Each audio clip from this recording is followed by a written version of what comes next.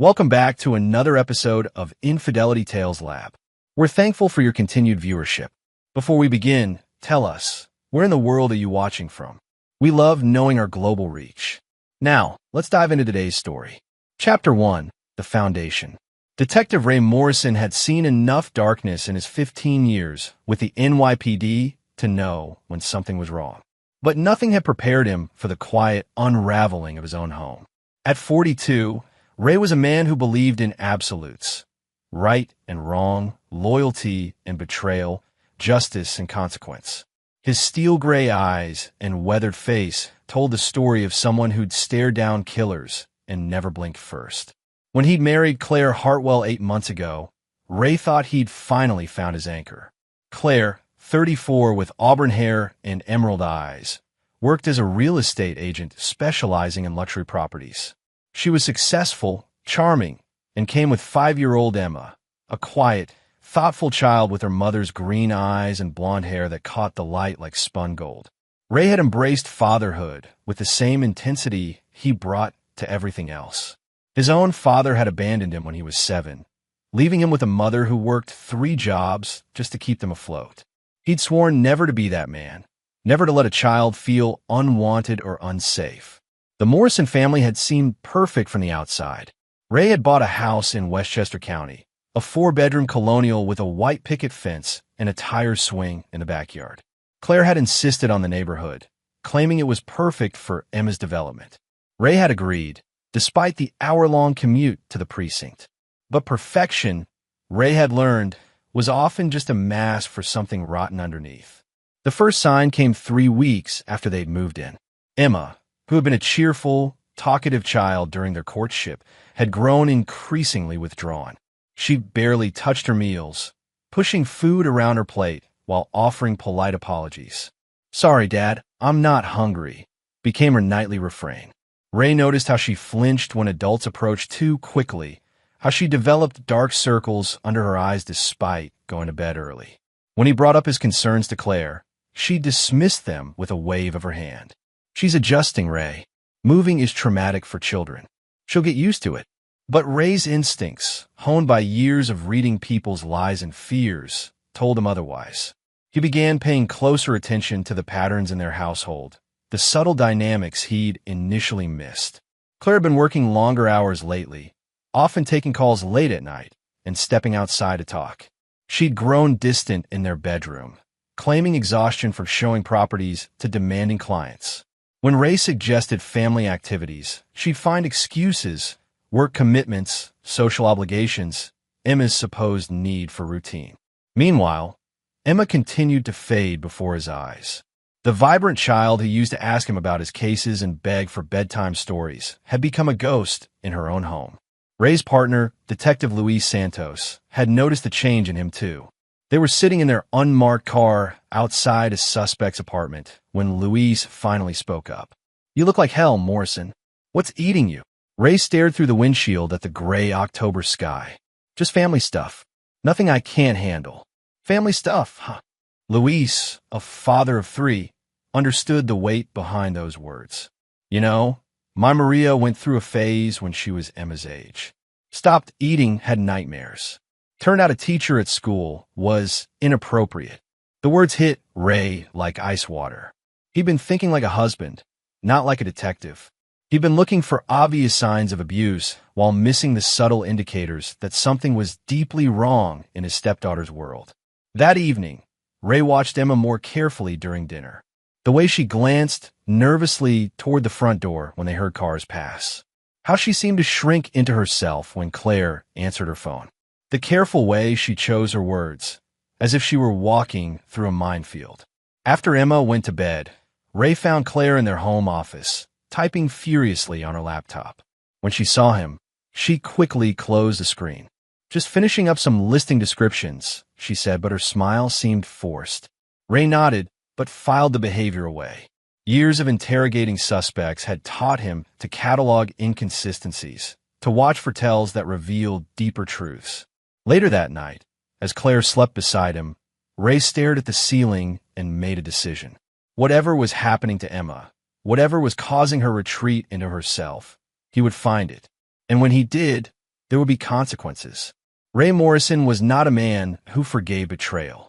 He'd learned that lesson early, watching his mother struggle to raise him alone while his father started a new family across town. He'd seen too many victims destroyed by people they trusted, too many families shattered by those who were supposed to protect them. If someone was hurting Emma, if someone was threatening the only family he'd ever truly wanted, they would learn why Ray Morrison had never lost an interrogation. The storm was coming. Ray could feel it in his bones. Chapter 2. Cracks in the Facade. Ray's investigation began with the methodical approach he used on all his cases. He started documenting Emma's behavior patterns, noting her reactions to different stimuli, mapping the timeline of her withdrawal against Claire's schedule changes. The breakthrough came when he decided to pick Emma up from school early one Tuesday afternoon. Claire had mentioned a late showing, so Ray thought he'd surprise Emma with ice cream and maybe get her to open up. But when he arrived at Meadowbrook Elementary, he discovered something that made his blood run cold. Emma wasn't there. According to the office, Claire had called that morning to say Emma was sick and wouldn't be attending. Ray's hand instinctively moved to his service weapon as a dozen scenarios flashed through his mind. He called Claire's number, forcing his voice to remain calm. "Hey, babe, just thought I'd pick up Emma early. Where are you guys?" There was a pause that lasted a heartbeat too long. "Oh, Ray, I forgot to tell you. Emma woke up with a fever this morning. We're at Dr. Patterson's office right now." "Which location?" Ray asked, already knowing she was lying. Dr. Patterson only had one office, and Ray had driven past it on his way to the school. The main one on Elm Street. You know how these appointments run long. Ray ended the call and immediately phoned Dr. Patterson's office. No appointments for Emma Morrison or Emma Hartwell. No calls from Claire. The rage that built in Ray's chest was cold and calculating. Someone was playing games with his family, and Claire was either a victim or a participant. Given her lies, he was beginning to suspect the latter. Ray used his police resources to trace Claire's cell phone. The GPS showed her at an address in Yonkers, a luxury apartment complex called Harbor View. Not showing a house, not at a doctor's office, an apartment building where she had no legitimate business. Instead of confronting her immediately, Ray made another decision that would define everything that followed. He called in a favor from his contact at the phone company and requested Claire's call logs for the past 3 months. What he found painted a picture that made him want to break something. Multiple daily calls to and from a number registered to Trevor Ashford. Ray ran the name through the system and found Trevor was 36, had a record for assault from 8 years ago, and currently worked as a contractor. More importantly, Trevor Ashford lived at Harbor View Apartments, Unit 4B. Ray sat in his car outside the complex, watching the building like he was on surveillance. At 3:47 p.m., Claire's black BMW pulled into the parking garage. She didn't emerge for 2 hours. When she finally came out, she was smoothing her hair and checking her appearance in her phone's camera. But what made Ray's trigger finger itch was what happened next. Emma emerged from the garage stairwell, walking slowly, her head down. Her clothes were different from what she'd worn to bed the night before. Ray followed them home from a distance, his mind racing through the implications. Claire was having an affair. That much was obvious. But Emma's presence changed everything. What kind of mother brought her 5-year-old daughter to her affair partner's apartment? And why did Emma look like she'd rather be anywhere else in the world? That evening at dinner, Ray decided to test the waters. "How was the doctor visit today?" he asked casually. Emma's fork froze halfway to her mouth. She glanced quickly at Claire, who nodded almost imperceptibly. "It was okay," Emma whispered. "What did Dr. Patterson say about your fever?" Another glance at Claire. He said, "I need more rest." Ray felt something break inside his chest. His 5-year-old stepdaughter was being coached to lie to him. Someone had turned this innocent child into an accomplice to her mother's deception. "That's good advice," Ray said softly. "You know, Em, if you ever feel sick or scared or confused about anything, you can always talk to me. That's what dads are for." Emma's eyes filled with tears, but she nodded and returned to pushing food around her plate. After putting Emma to bed, Ray confronted Claire in their bedroom. "How was your showing today?" he asked, watching her face carefully. "Oh, it went well. Difficult clients, though. They had very specific requirements." She was undressing as she spoke, not meeting his eyes. What kind of property were they looking for? A 3-bedroom condo. Downtown area. You know how picky buyers can be. Every word was a lie. Ray could see it in her body language, hear it in the careful way she constructed each sentence. But more than that, he could smell another man's cologne on her clothes. Claire, Ray said quietly, is there anything you want to tell me? Anything at all? For a moment, her mask slipped. He saw fear flicker across her face before she regained control. I don't know what you mean, Ray. Is everything okay? You seem tense. Ray studied his wife's face, the woman he'd sworn to love and protect, who was now lying to him while involving his stepdaughter in God knew what kind of situation. Everything's fine, he said finally. Just tired from work. But as Claire fell asleep beside him, Ray stared into the darkness and began planning. He had enough experience with cheating spouses from his caseload to know how this typically played out. The affair would continue until Claire felt confident enough to ask for a divorce, probably with some story about incompatibility or his job being too demanding. What she didn't know was that Ray Morrison never walked away from a fight, and he never forgave betrayal. Claire had made the mistake of involving Emma in her deception, and that elevated this from a personal matter to something far more serious. Tomorrow, Ray would begin gathering evidence. Not for a divorce attorney. Ray had bigger plans than that. Plans that would ensure Claire and her lover understood the consequences of their choices. Some people learned the hard way that certain men should never be crossed. Chapter 3. The Child's Truth. The opportunity Ray had been waiting for came the following week when Claire announced she had to fly to Chicago for a real estate conference. Ray verified the story. There was indeed a conference, and Claire's agency had registered her. But given her recent pattern of deception, Ray suspected the trip had more to do with Trevor Ashford than professional development.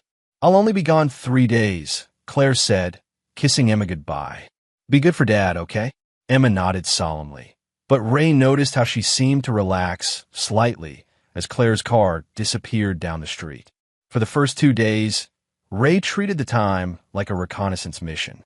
He observed Emma without pressure, noting how her appetite improved slightly and how she seemed less jumpy around the house. She still wasn't the vibrant child he remembered from their early dating days, but she was marginally more at ease. On the second evening, Ray decided to take a calculated risk. After Emma's bath, he sat on the edge of her bed for their usual bedtime routine. Em, can I ask you something? He said gently. She nodded, clutching her stuffed elephant, a gift he'd given her for her 5th birthday. When you go places with Mom, do you always have fun? Emma's eyes darted away from his face. Sometimes. What about when you visit Mom's friend, the man at the tall building? The reaction was immediate and devastating. Emma's face crumpled, and tears began streaming down her cheeks. I don't want to go there anymore, Dad, she whispered. But Mom says I have to be quiet about it, or something bad will happen to you. Ray felt his heart shatter and his rage ignite simultaneously. He kept his voice gentle despite the fury building in his chest. Emma, sweetheart, nothing bad is going to happen to me. I'm a police officer, remember? It's my job to keep people safe. That includes you. But Mom said, what did Mom say exactly? Emma was sobbing now, her small body shaking with the weight of secrets she'd been forced to carry. She said the man doesn't like policemen, and if I told you about visiting him, he might hurt you. She said some men are dangerous when they get angry. Ray's vision went red for a moment. Claire had been using his own profession, his dedication to protecting others, as a weapon to silence Emma. She'd terrorized a 5-year-old into keeping secrets that were clearly causing the child distress. Emma, listen to me very carefully, Ray said, taking her small hands in his. No one is going to hurt me. And more importantly, no one is going to hurt you. I promise you that. But I don't like going there, Dad. The man is mean, and he says things that make Mom upset. And sometimes, Emma's voice dropped to barely a whisper. Sometimes he gets really angry and throws things. Ray's hands clenched involuntarily, but he forced himself to remain calm. Has he ever thrown things at you or Mom? Not at me. But one time he threw a bottle and it broke near Mom's feet. There was glass everywhere. Mom told me to hide in the bathroom until he calmed down. The pieces were falling into place, painting a picture that made Ray want to drive to Trevor Ashford's apartment and end this immediately.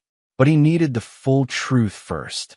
Emma, has anyone ever touched you in a way that made you uncomfortable? Or asked you to keep secrets about touching?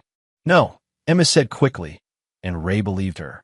But I heard Mom crying once, and when I asked her why, she said adults sometimes have to do things they don't want to do. Ray felt something cold and final settle in his chest. Claire wasn't just having an affair. She was subjecting herself and Emma to an abusive situation. Whether she was being coerced or had simply gotten in over her head with a dangerous man, the result was the same. Emma was being traumatized, and Claire was using threats to ensure the child's silence. Dad, Emma said suddenly, I need to tell you something. What is it, sweetheart? The man, he said something about you. He said you think you're so tough because you're a cop, but that cops can be hurt just like anyone else. He said it while he was looking at pictures on Mom's phone. Pictures of you. Ray's blood turned to ice. Trevor Ashford wasn't just Claire's affair partner. He was actively targeting Ray. This wasn't a simple case of infidelity. It was something far more dangerous. Emma, this is very important. When did he say this? Last week, when Mom took me there while you were at work. He was looking at pictures of you in your uniform, and he said other things too. Bad words I'm not supposed to say. Ray stood up abruptly, his mind racing. Trevor Ashford had his personal information, photos of him in uniform, and had made threats. Combined with his previous assault conviction, this painted the picture of someone potentially planning violence against a police officer. Emma, I want you to listen to me very carefully, Ray said, kneeling back down to her level. You did exactly the right thing by telling me this. You're very brave, and I'm proud of you. Am I in trouble? No, baby. You're not in trouble at all. But I need to make some phone calls tonight to make sure everyone stays safe. Can you do me a favor and not tell Mom about our conversation when she comes home? Emma nodded, and Ray could see the relief in her eyes. The burden of keeping adult secrets was finally being lifted from her small shoulders. After Emma fell asleep, Ray sat in his home office and began making calls. First to his partner Luis, then to his lieutenant, and finally to a contact in the FBI who specialized in threats against law enforcement. By morning, Ray had a comprehensive plan in place. Trevor Ashford had made a critical mistake by threatening a police officer and involving a child in his schemes. What he'd intended as intimidation would become the foundation of his own destruction. Ray Morrison had spent his career putting dangerous men in cages. Now it was time to add another name to that list. But this time it was personal. This time, Ray wouldn't stop at an arrest and conviction. Trevor Ashford and Claire had traumatized Emma, threatened his family, and violated every trust they'd been given. They were about to learn that some men don't just seek justice, they become it. Chapter 4, The Investigation. Ray spent the next morning implementing a plan that would have made his narcotics division proud. Using his police connections and 15 years of investigative experience, he began building a comprehensive file on Trevor Ashford that went far beyond what a simple background check would reveal. His first call was to Detective Maria Rodriguez in the Domestic Violence Unit. Maria owed Ray a favor from a case where he'd helped her locate a suspect who'd been terrorizing his ex-wife. I need everything you can find on a Trevor Ashford, age 36, lives at Harbor View Apartments in Yonkers, Ray said, keeping his voice professional despite the personal nature of his request. This official business, Morrison? Let's call it proactive policing. I have reason to believe he might be involved in intimidating a law enforcement officer. That was all Maria needed to hear. Threats against cops were taken seriously by every department, and she promised to have a full workup by the end of the day. Ray's second call was to his contact at the phone company. Claire's call logs had shown the frequency of her communication with Trevor, but Ray needed location data and text message records. With a potential threat against an officer as justification, the warrant would be expedited. While waiting for those results, Ray decided to do some old-fashioned surveillance. He called in sick, something he hadn't done in 3 years, and positioned himself across from Harborview Apartments. What he observed over the next 6 hours confirmed his worst suspicions. Trevor Ashford was a man with a violent temper and no regard for others. Ray watched him verbally assault a delivery driver over a parking dispute, saw him kick a neighbor's dog for barking, and witnessed him throw a beer bottle at a group of teenagers who were skateboarding in the parking lot. But the most revealing moment came when a woman in her 30s arrived at the complex around 2 p.m. Ray recognized her from social media photos as Amanda Pierce, Trevor's ex-girlfriend. What happened next made Ray reach for his service weapon. The argument started in the parking lot and quickly escalated. Trevor grabbed Amanda's arm hard enough to leave marks, shook her violently, and then shoved her against her car. Ray was about to intervene when Amanda broke free and drove away, tears streaming down her face. Ray followed Amanda to a nearby coffee shop and approached her carefully. After identifying himself as a police officer, he explained that he'd witnessed the altercation and was concerned for her safety. "He's been like this for months," Amanda said, her voice shaking. "Getting worse and worse. I finally left him 2 weeks ago, but he won't leave me alone." "Has he ever threatened you specifically?" "Every day. He says if he can't have me, no one can. He's also been talking about some cop whose wife he's been sleeping with. Says he's going to show the cop what real power looks like." Ray felt his jaw clench. Did he mention the officer's name? "Morrison, I think. He's obsessed with proving he's tougher than some detective. It's sick, really. He's using that poor woman to get to her husband." The pieces were falling into place with crystal clarity. Trevor wasn't just having an affair with Claire. He was using her as a weapon against Ray. The relationship was part of a deliberate campaign to hurt and humiliate a police officer who had likely never even met him. "Amanda, I need you to file a formal complaint about the harassment and threats. Would you be willing to do that? Will it actually help? Or will it just make him angrier?" Ray met her eyes with the cold certainty of a man who'd made his decision. "I can guarantee you that Trevor Ashford will not be a problem for much longer." After taking Amanda's statement and ensuring she had Ray's direct number, he returned to his surveillance position. His phone buzzed with a text from Maria Rodriguez. "Call me ASAP. You're not going to believe what I found." Ray drove to a secluded parking lot and called Maria back. "Morrison, your boy Trevor Ashford is a piece of work. 3 domestic violence arrests in the past 5 years, but the charges were dropped each time because the women recanted their statements. Intimidation? Most likely. But here's the interesting part. I talked to one of the victims off the record. She says Trevor has a thing about cops. Apparently, his father was a police officer who abandoned the family when Trevor was young. Classic psychological profile of someone with authority issues." Ray felt a grim satisfaction. Trevor's targeting of him wasn't random. It was psychological warfare based on deep-seated father issues. "There's more," Maria continued. "I ran his financials. Trevor's been making a lot more money than his contractor business should generate. We're talking high-end purchases, luxury apartment rent, expensive gifts. Either he's the most successful handyman in New York, or he's got income he's not reporting. Drug dealing? That's what I'm thinking. And Morrison? If this guy is dealing and threatening cops, that makes him a federal problem. The FBI would love to take a crack at him." Ray thanked Maria and ended the call, his mind already moving to the next phase of his plan. Trevor Ashford wasn't just an abusive boyfriend or a homewrecker. He was a criminal who had made the fatal mistake of targeting the wrong cop's family. That evening, Ray received a call from Claire. "Hi, honey. How are things going with Emma?" "Fine," Ray said, keeping his voice neutral. "She's been asking about you." "That's sweet. Listen, the conference has been extended through tomorrow. One of the speakers canceled, so they've rearranged the schedule. I won't be home until late Friday night." Ray knew she was lying. There was no extended conference. He'd checked.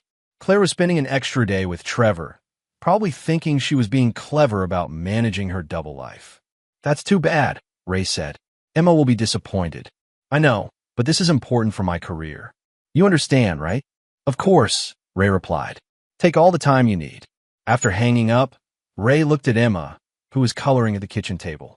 She seemed lighter somehow, more like the child he remembered from before their world had become complicated. "Hey, Em," he said gently. "How would you like to spend tomorrow at work with Dad? I'll show you the police station." Emma's face lit up with genuine excitement for the first time in weeks. "Really? Can I see your badge and everything?" "Absolutely." And Em, after tomorrow, things are going to be different around here. Better different. Ray had one more day to finalize his plans. One more day before Claire returned and the real game began. Trevor Ashford had wanted to play with the cop's family, had wanted to prove his dominance over someone he saw as an authority figure. Tomorrow, Ray would show him exactly what kind of man he'd chosen to cross. Chapter 5. The Setup. Ray brought Emma to the precinct the next morning, introducing her to his colleagues and letting her explore the detective division under careful supervision. She was fascinated by everything: the computers, the evidence boards, the holding cells, and for the first time in weeks, she seemed like a normal, curious 5-year-old.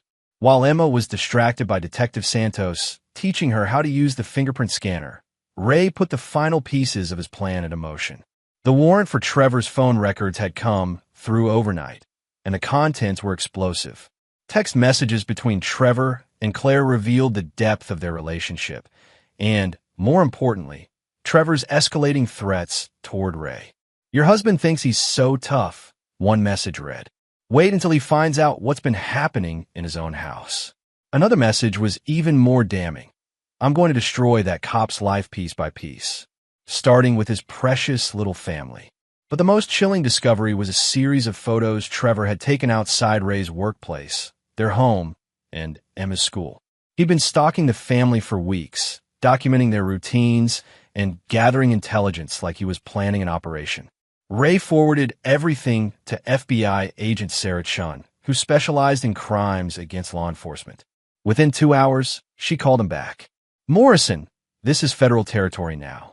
We're opening an investigation into Trevor Ashford for stalking a federal officer and conspiracy to commit crimes against a law enforcement family. What's the timeline?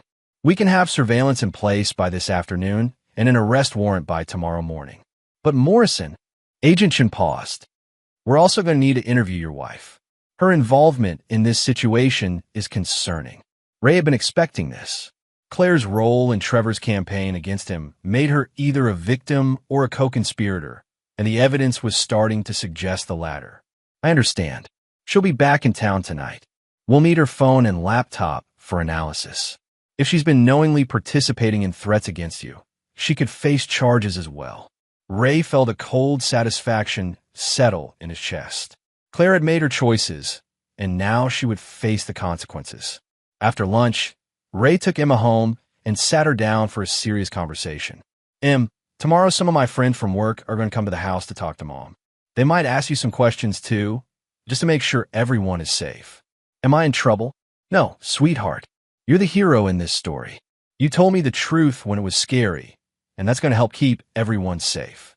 "What about Mom?" Ray chose his words carefully. "Mom made some bad choices, Em. When adults make bad choices, sometimes there are consequences. But I want you to know that no matter what happens, you'll always be safe and loved." Emma nodded solemnly, and Ray could see the intelligence in her green eyes. She understood more than most adults gave her credit for. That evening, Claire returned home with a kind of forced cheerfulness that immediately put Ray on alert. "I miss you both so much," she announced, hugging Emma and kissing Ray on the cheek. "The conference was amazing, but there's nothing like being home." Ray watched her performance with the detached observation of a detective studying a suspect. Every gesture seemed calculated, every word chosen for maximum effect. "How was Chicago?" he asked casually. "Oh, you know how these things are. Lots of networking, boring presentations. But I made some good connections for the agency." Ray nodded, knowing that Claire hadn't been to Chicago at all. Phone records showed her device had never left the New York area. "That's great, honey. I'm sure it'll pay off." During dinner, Claire seemed nervous, constantly checking her phone and jumping at small sounds. When Emma accidentally dropped her fork, Claire nearly spilled her wine. "Everything okay?" Ray asked. "Just tired from traveling. You know how airports can be." After putting Emma to bed, Claire immediately headed for the shower. While the water was running, Ray checked her purse and found a receipt from a restaurant in Yonkers dated the previous evening. Further confirmation that her Chicago story was fabricated. When Claire emerged from the bathroom, Ray was sitting on their bed with his hands folded. "Claire, we need to talk." She froze for a moment, then forced a smile. Of course. What's on your mind? I know about Trevor. The blood drained from Claire's face. For several seconds, she stood perfectly still, like a deer caught in headlights. I don't know what you mean. Yes, you do. Ray's voice was quiet but filled with absolute certainty. I know about the apartment. I know about the lies. I know about the threats he's been making toward me and this family. Claire's mask finally slipped completely. She sank into the chair by their window, her hands shaking. Ray, I can explain. Can you? Can you explain why you've been using our daughter as cover for your affair? Can you explain why you've been helping a man stalk me and threaten my family? It's not like that. Claire's voice was desperate now. Trevor, he's not what I thought he was. I tried to end it, but he said he'd hurt you if I left him. He said he'd make Emma disappear. Ray studied his wife's face, looking for truth among the lies. When did you realize what kind of man he really was? Weeks ago, maybe months. But every time I tried to break it off, he'd show me pictures of you at work or photos of Emma at school. He said he could get to any of us whenever he wanted. And you thought the solution was to keep seeing him? To keep bringing Emma around him? Claire was crying now, her carefully constructed facade crumbling. I didn't know what else to do. He said if I told you, he'd kill you. He has friends, Ray. Dangerous people. Ray felt a mixture of anger and pity. Claire had made terrible choices, but Trevor Ashford was a master manipulator who specialized in psychological control. Claire, tomorrow morning the FBI is going to arrest Trevor. They're also going to want to talk to you about your involvement in this situation. The FBI? Claire's face went white. Trevor made the mistake of threatening a police officer and stalking a federal agent's family. That's a federal crime. What's going to happen to me? Ray looked at his wife, the woman he'd loved, who had betrayed him and endangered Emma, and felt nothing but cold resolve. That depends on how much you cooperate with the investigation. And Claire? It depends on how much of this was fear and how much was choice. Claire spent the night on the couch, and Ray lay awake staring at the ceiling. Tomorrow would bring justice for Trevor Ashford and consequences for Claire. But Ray's real work, his true revenge, was just beginning. Some people thought justice ended with arrests and convictions. Ray Morrison knew better. Real justice was comprehensive, personal, and permanent. Trevor Ashford and Claire were about to learn that truth the hard way. Chapter 6. The Arrest. Ray woke before dawn, his internal clock calibrated by years of early morning raids and surveillance operations. He made coffee, checked his weapon, and reviewed the final details of the operation that would begin in 3 hours. Agent Chun had assembled a team that included FBI tactical specialists, local SWAT, and detectives from the Domestic Violence Unit. Trevor Ashford will be taken into custody on federal charges of stalking a law enforcement officer, making threats against a federal agent, and conspiracy to commit violence against a law enforcement family. But Ray's personal investigation had uncovered something even more valuable than federal charges. Trevor's financial records, combined with surveillance footage from a traffic camera near Harborview Apartments, had connected him to a drug distribution network that the DEA had been investigating for 8 months. Trevor Ashford wasn't just a violent manipulator. He was a mid-level drug dealer with ties to organized crime. That discovery would make his arrest significantly more consequential and his eventual sentence much longer.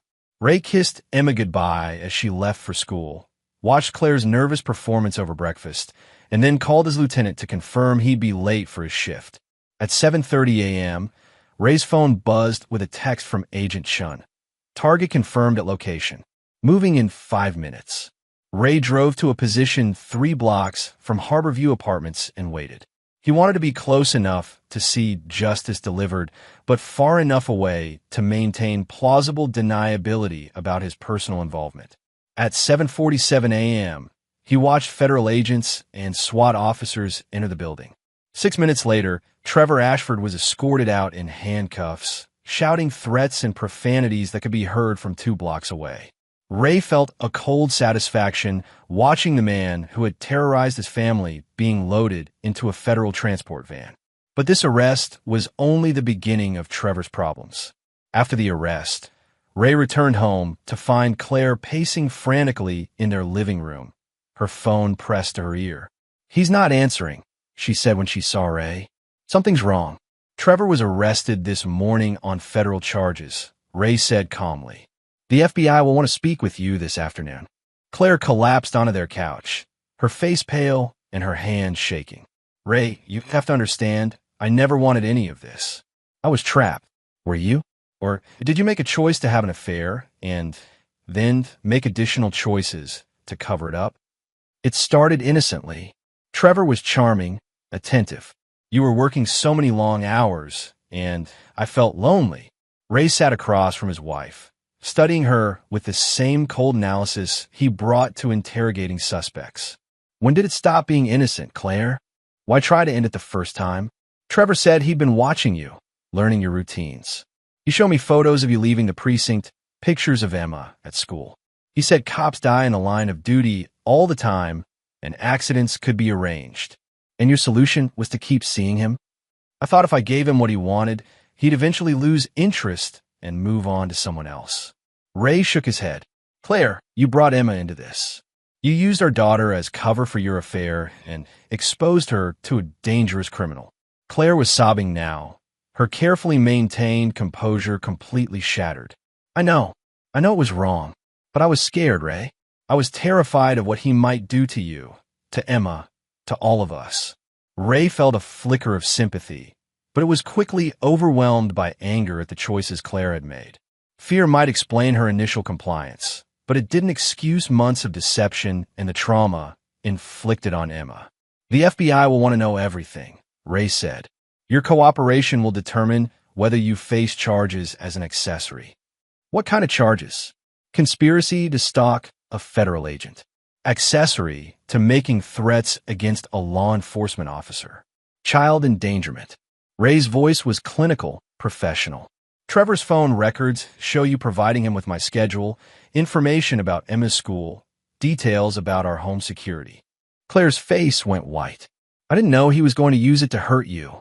He said he just wanted to understand your life, so he could avoid causing problems. And you believe that? I wanted to believe it. I was desperate to find a way out that didn't end with someone getting hurt. At 2 p.m., Agent Chun arrived with 2 other federal agents and a detective from the district attorney's office. Ray watched from the kitchen as they interviewed Claire in their living room, documenting her involvement in Trevor's campaign against their family. The interview lasted 3 hours. When it was over, Agent Chun approached Ray privately. Your wife's cooperation has been valuable, she said. Trevor Ashford is looking at serious federal time. Minimum 15 years, possibly 25 with the drug charges. As for Claire, what's the recommendation? House arrest, pending trial. Then probation with mandatory counseling. The prosecutor is willing to consider a plea agreement in exchange for her testimony against Ashford. Ray nodded. It was better than Claire deserved, but it served justice and protected Emma from further trauma. That evening, after Emma was asleep, Ray sat with Claire in their living room for what he knew would be their final conversation as husband and wife. What happens now? Claire asked. Now you face the consequences of your choices, Ray said quietly. The federal charges, the divorce proceedings, the custody evaluation. Ray, please. I know I made terrible mistakes, but nothing. Ray's voice cut through her plea with absolute finality. You betrayed our marriage, endangered our daughter, and helped a criminal target my family. There are consequences for those actions. I was scared. So was Emma.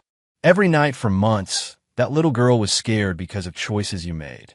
She lost weight, couldn't sleep, and had to keep adult secrets that no child should carry. Claire was crying again, but Ray felt no sympathy. He'd spent his career seeing the damage that selfish choices inflicted on innocent people, and he'd never been more certain that justice required accountability. I'll fight for full custody of Emma, Ray continued. I'll ensure Trevor Ashford serves every day of his sentence. And Claire? I'll make sure everyone knows exactly who you really are. Ray Morrison was a man who believed in consequences. Tomorrow, he would begin the process of rebuilding Emma's life and securing her future. Claire would face trial, probation, and the permanent consequences of her betrayal. Trevor Ashford would spend the next 2 decades in federal prison, where men who threatened law enforcement families received special attention from other inmates. Justice, Ray had learned, wasn't just about punishment. It was about ensuring that the innocent were protected and the guilty faced the full weight of their choices. Some people called it revenge. Ray called it responsibility. Chapter 7, The Reckoning. 3 months after Trevor's arrest, Ray sat in family court listening to Claire's attorney make a desperate plea for shared custody. The lawyer painted a picture of a woman who had made mistakes under duress, a mother who deserved a chance to rebuild her relationship with her daughter. Ray's attorney, Amanda Walsh, a formidable woman known for her aggressive tactics in high-stakes custody cases, had prepared a different narrative entirely. "Your Honor," Amanda said, rising to address the judge, "the evidence shows a pattern of deliberate choices that endangered a 5-year-old child. Mrs. Morrison didn't just have an affair, she actively participated in a criminal conspiracy that targeted her own family." The evidence Amanda presented was devastating. Phone records showing Claire had provided Trevor with Ray's work schedule.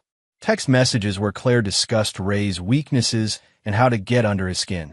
Photos that Claire had taken of Ray in uniform and sent to Trevor without Ray's knowledge. But the most damaging evidence was Emma's own testimony, given in the judge's chambers with a child psychologist present. Emma described months of being taken to the mean man's house, being told to lie to Ray, and being warned that bad things would happen to her father if she told the truth.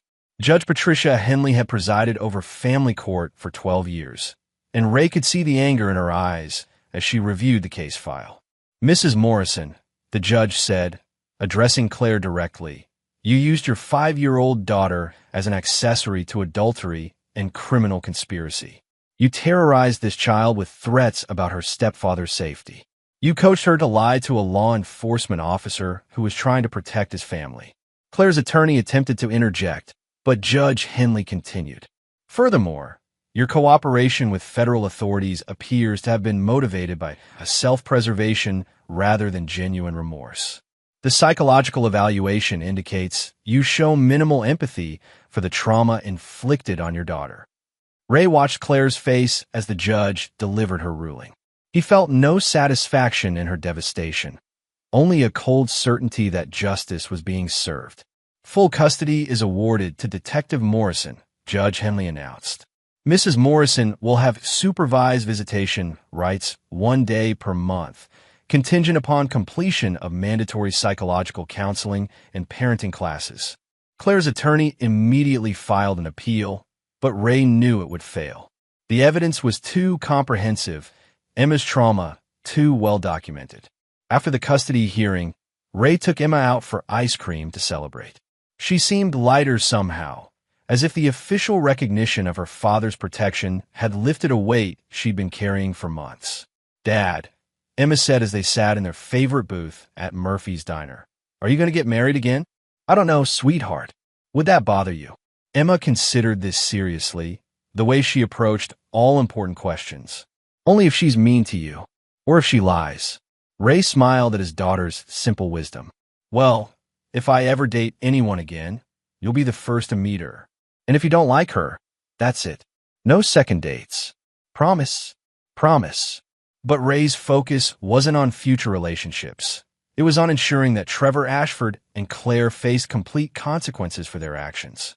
Trevor's trial was scheduled for the following month, and Ray had been working behind the scenes to ensure the prosecution had everything they needed for a conviction. Trevor's public defender had attempted to negotiate a plea deal, but Ray had used his connections to ensure the prosecutor understood the full scope of Trevor's crimes. The stalking charges were just the beginning. Trevor was also facing federal drug trafficking charges, assault charges from his ex-girlfriend Amanda, and additional counts related to threatening a law enforcement family. The trial lasted 2 weeks. Ray testified about finding the evidence of stalking and threats. Amanda testified about Trevor's pattern of violence and control. Claire, honoring her plea agreement, testified about Trevor's escalating threats and his obsession with humiliating Ray. But the most powerful testimony came from an unexpected source, Trevor's former associate in the drug trafficking operation. Marcus Fleming, facing his own federal charges, described Trevor's detailed plans to destroy that cop's life and his boast about using Claire to gather intelligence on Ray's vulnerabilities. Trevor was obsessed. Marcus testified. He said cops thought they were untouchable, and he was going to prove them wrong. He talked about the detective's wife and kid like they were chess pieces in some sick game. The jury deliberated for less than 4 hours. Trevor Ashford was found guilty on all federal charges and sentenced to 28 years in federal prison without possibility of parole. Ray attended the sentencing hearing and watched Trevor's face as Judge Michael Torres delivered the verdict. For the first time since this ordeal began, Trevor's arrogant smirk was gone, replaced by the hollow expression of a man who finally understood the consequences of his choices. "Mr. Ashford," Judge Torres said, "you targeted a law enforcement family with a deliberate intent to cause psychological and physical harm. You used manipulation and violence to control multiple victims. You showed no remorse for your actions and no consideration for the innocent child caught in your web of criminal behavior." Trevor's attorney attempted to argue for a reduced sentence, but Judge Torres was unmoved. "This court finds that Mr. Ashford represents a clear and ongoing danger to society, particularly to law enforcement personnel and their families. The maximum sentence is not only appropriate, but necessary to protect potential future victims." After the sentencing, Ray walked to his car with a sense of completion that he rarely felt after closing a case. Trevor Ashford would spend the rest of his productive life in federal prison, where his threats against law enforcement would make him a target for other inmates who wanted to curry favor with guards. Claire's criminal trial was scheduled for the following month, but her plea agreement would likely result in probation and community service. Ray had ensured that her real punishment would be social and professional. Word of her involvement in threatening a police family had spread through her real estate agency and their social circle. But Ray's most important victory was simpler and more profound. Emma was safe, happy, and healing. She was seeing a child psychologist who specialized in trauma recovery, and her nightmares had stopped. She was eating normally again, laughing at appropriate times, and trusting Ray to protect her.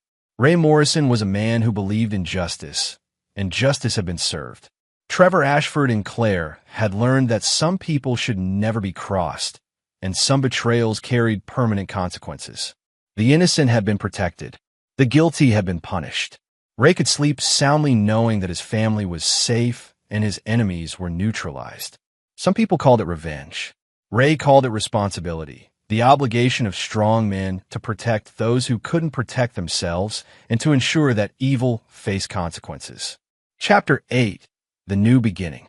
6 months after Trevor's sentencing, Ray and Emma had settled into a new routine that felt more natural and peaceful than anything they'd experienced during the marriage to Claire. Emma was thriving in her new school. Ray had moved them to a house in a different district to create physical and psychological distance from their previous life. The new house was smaller, but felt more like home. Emma had helped pick out the paint colors for her room, and Ray had taught her to use basic tools so she could help with simple repairs. They cooked dinner together most nights, did homework at the kitchen table, and established bedtime routines that included both story time and honest conversations about their day. Dr. Sarah Martinez, Emma's therapist, had declared Emma's recovery remarkable and reduced their sessions to once monthly. Emma was sleeping through the night, her appetite had returned to normal, and she was making friends at her new school. "She's resilient," Dr. Martinez told Ray during one of their parent consultation sessions. "Children who have a strong, consistent adult in their life can recover from trauma much more effectively than those who don't. You've given her the security she needed to heal." Ray felt a quiet pride in Emma's recovery, but he also knew their work wasn't finished. Claire's monthly supervised visits were awkward affairs that left Emma confused and sometimes sad, but Dr. Martinez encouraged them to continue as long as Emma wasn't regressing. "She needs to understand that her mother's choices weren't her fault," Dr. Martinez explained. "And she needs to see that you're not preventing a relationship. You're just ensuring it's safe." The visits took place at a family services center under the supervision of a social worker. Claire brought gifts and made promises about future activities, but Emma remained politely distant. She'd grown wise beyond her years about the difference between words and actions. Ray's professional life had also evolved. His work on the Trevor Ashford case had earned him recognition from the FBI, and he'd been offered a position with a joint task force investigating crimes against law enforcement families. The job paid better, offered more regular hours, and allowed him to use his experience to help other families facing similar threats. His new partner, Detective Lisa Chun, Agent Chen's sister, coincidentally, was a former military investigator who brought a different perspective to their cases.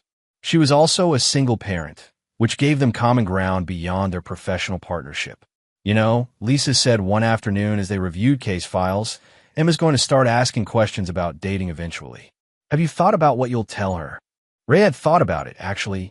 Emma was 8 now, mature for her age, and increasingly aware of family dynamics among her friends. I told her she gets veto power over anyone I might date seriously, Ray said. If she doesn't like them, that's it. Lisa laughed. That's either very wise or very limiting, depending on an 8-year-old's taste in women. Ray smiled. Emma's a good judge of character. She saw through Claire's act before I did. Speaking of Claire, how are those visits going? There. Ray paused, considering how to describe the uncomfortable monthly encounters. Necessary, I think. Emma needs to see that I'm not the one preventing a relationship.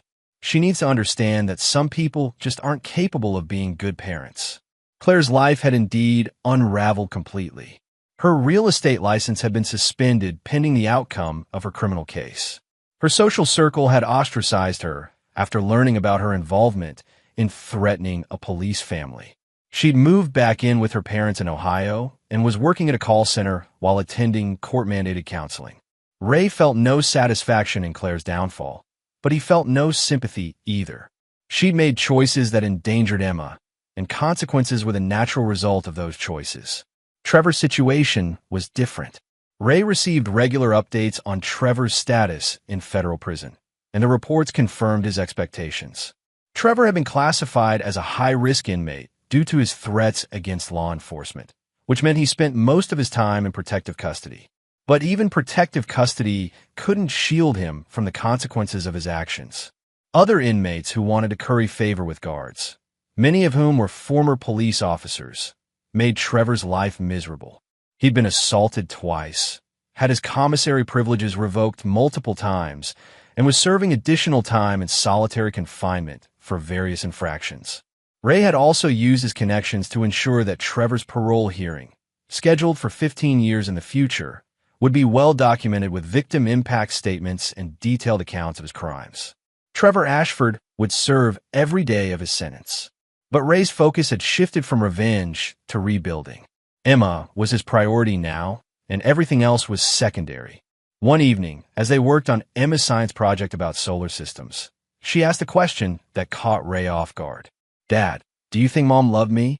Ray set down the paintbrush he'd been using to help Emma color Jupiter and considered his answer carefully. I think Mom loved the idea of you, he said finally. But love means protecting people, even when it's hard. Love means telling the truth, even when it's uncomfortable. Love means putting someone else's needs before your own. Emma nodded solemnly. Like how you protect me? Exactly like that. Real love is about actions, not words. Do you think she'll ever learn how to love people the right way? Ray looked at his daughter, wise, resilient, and thoughtful, and felt a surge of pride and protectiveness.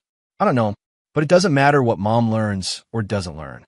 What matters is that you know what real love looks like, so you can recognize it in other people and give it to the people who deserve it. Emma smiled and returned to painting Jupiter. I think I already know what real love looks like. Ray Morrison had spent most of his adult life seeking justice for victims and consequences for criminals. But sitting at his kitchen table, helping his daughter with homework in a house they'd chosen together, he realized he'd found something more valuable than revenge. He'd found redemption, not for himself, but for Emma. He'd taken a traumatized child and given her security, honesty, and unconditional love. He'd shown her that some people could be trusted to keep their promises and protect those who couldn't protect themselves. Some victories were measured in arrests and convictions. Others were measured in a child's laughter and peaceful sleep. Ray had achieved both, and that was justice enough. Chapter 9. Full Circle. 2 years later, Ray stood in the back of Emma's school auditorium watching her perform in the fifth-grade production of Annie.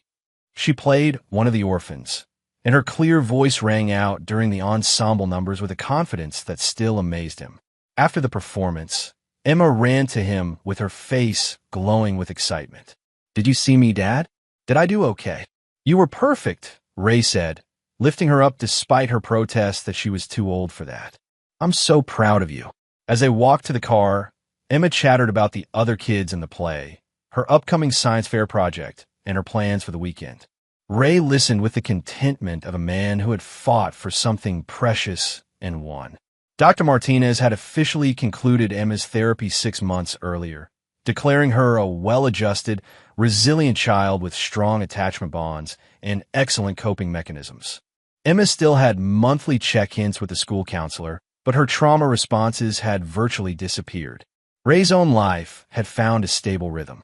His work with the task force was challenging but rewarding, and he developed a reputation as someone who could be trusted with sensitive cases involving law enforcement families. The irregular hours that had contributed to his marriage problems with Claire were now manageable, and he rarely worked weekends. Lisa Chun had become more than just a professional partner. Their friendship had evolved slowly and carefully, with Emma's approval at every step. Lisa understood the demands of single parenthood and the complexities of Ray's situation, as she'd never pushed for more than he was ready to give. "You know," Lisa had said recently, "Emma's been dropping some pretty heavy hints about me staying for dinner more often." Ray had laughed. "She's not exactly subtle, is she?" "Not even a little bit. Yesterday she told me I should teach her to braid hair because dads aren't good at girl stuff, and it would be nice to have someone who understands." Ray appreciated Lisa's patience with Emma's not-so-subtle matchmaking attempts. Emma had decided that Lisa was acceptable girlfriend material and had launched a campaign to encourage their relationship. Claire's monthly visits had dwindled to quarterly visits and then stopped altogether 8 months ago. She'd moved to California with a new boyfriend and had essentially abandoned her parental rights without formally relinquishing them. Emma had stopped asking about her mother and seemed relieved when the awkward visits ended. "I think she just wasn't meant to be a mom," Emma had said with the matter-of-fact wisdom of a 10-year-old. "Some people aren't good at important things." Ray had agreed and privately filed the paperwork to terminate Claire's parental rights due to abandonment. Emma deserved the security of knowing where she stood, and Ray deserved the legal protection of being her sole guardian. Trevor Ashford remained in federal prison with no possibility of parole for another 13 years. Ray received quarterly updates on his status, and the reports consistently showed a man who was broken by his circumstances. Trevor had been attacked multiple times by other inmates, had attempted suicide twice, and was currently serving additional time in solitary confinement for threatening a guard. Ray felt no satisfaction in Trevor's suffering, but he felt no sympathy either. Trevor had chosen to target an innocent family, and prison was simply the natural consequence of that choice. The real measure of Ray's success wasn't Trevor's misery or Claire's abandonment. It was Emma's thriving independence and growing confidence. She was an honor roll student, played soccer on the school team, and had a close circle of friends who often gathered at their house for study sessions and movie nights. "Dad," Emma said as they drove home from the play, "can I ask you something?" "Always." "Do you think you'll ever get married again?" Ray glanced at his daughter in the rearview mirror. "Would you want me to?" "Only if it's Lisa," Emma said firmly. "She's the only one who passes my tests." "What tests?" "She doesn't lie to you. She doesn't try to change you. She likes spending time with us, even when we're boring. And she laughs at your dumb jokes, even though they're not funny." Ray couldn't help but smile. "Those are good tests. So, are you going to ask her?" "Emma, relationships are complicated." "Dad," Emma's voice carried the exasperated tone of a child who thought adults were unnecessarily dense. "She brings you coffee the way you like it without being asked. She helped me with my math homework, even though it's not her job. She worries about you when you work late cases. She's already part of our family. You just need to make it official." Ray Morrison had faced down armed criminals, survived 3 officer-involved shootings, and successfully prosecuted some of the most dangerous men in New York. But his 10-year-old daughter's relationship advice made him nervous. I'll think about it, he said. Think fast, Emma replied. Good women don't wait around forever for scared men to figure out obvious things. That evening, after Emma was asleep, Ray sat on his back porch with a beer and considered his daughter's wisdom. Emma was right. Lisa had become part of their family through her actions, her consistency, and her genuine care for both of them. Ray had learned the hard way that trust was earned through daily choices, not grand gestures. Lisa had been earning his trust for 2 years, and Emma's trust even longer. Ray Morrison was a man who believed in consequences, both negative and positive. Claire and Trevor had faced the consequences of their betrayals. Emma had experienced the positive consequences of being protected and valued. Maybe it was time for Ray to embrace the positive consequences of letting someone trustworthy into his carefully guarded world. His phone buzzed with a text from Lisa. Emma was amazing tonight. You should be proud. Ray smiled and typed back. Dinner tomorrow? I'll cook. I'll bring dessert. Lisa replied immediately. Ray Morrison had spent years ensuring that bad people face consequences for their actions. Now, surrounded by the quiet contentment of his rebuilt life, he was ready to embrace the consequences of choosing good people and treating them well. Some stories ended with revenge. Others ended with redemption. Ray had achieved both, and that was justice enough for any man. Another story comes to an end. What did you think? I'd love to hear your thoughts in the comments below. If you enjoy this story, consider joining our community by subscribing. It means the world to us. For more stories like this one, check out the recommended videos on screen, and I'll see you there.